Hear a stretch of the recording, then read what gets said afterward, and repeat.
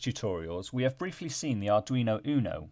An Uno is great for development, but sometimes you'll want to use a smaller device in your finished project. That is where an Arduino Nano can come in. Apart from some minor differences, a Nano is almost identical to an Uno, except that it comes with a much smaller physical footprint. This means that, for the most part, you should be able to take code that was developed for an Uno and use it for a Nano-based project. Sometimes, such as for the Nano shown here, you are required to solder the pin headers yourself. So in this tutorial, I will show you how to do that. Let's start by taking a quick look at what you're going to need. So, you will need an Arduino Nano, some pin headers, which your Nano hopefully came with.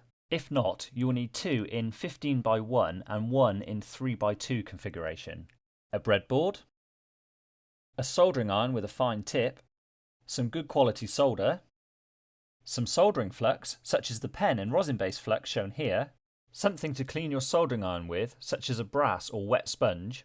If using a wet sponge, remember to lightly dampen it first. And finally, you may also want to have a set of long-nose pliers handy. Start by plugging in your soldering iron, as it will take a few moments to warm up. Next, check the state of your pin headers. If you find that any are not aligned as they should be, use your pliers to fix them. Now insert the two 15x1 pin headers into the breadboard such that they align with the holes in the Nano board. You can use your pliers to push the pin headers into the breadboard if necessary.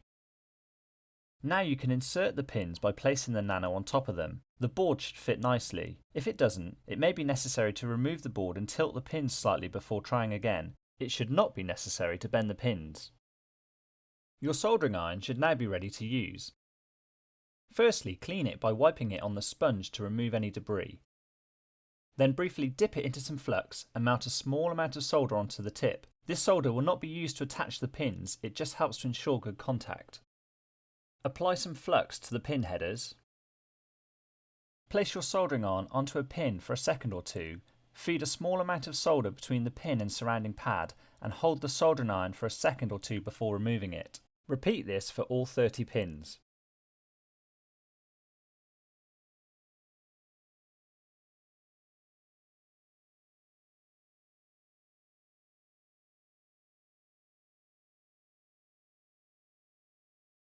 Once all 30 pins are soldered, remove the Nano from the breadboard and insert the 3x2 pin headers into the breadboard.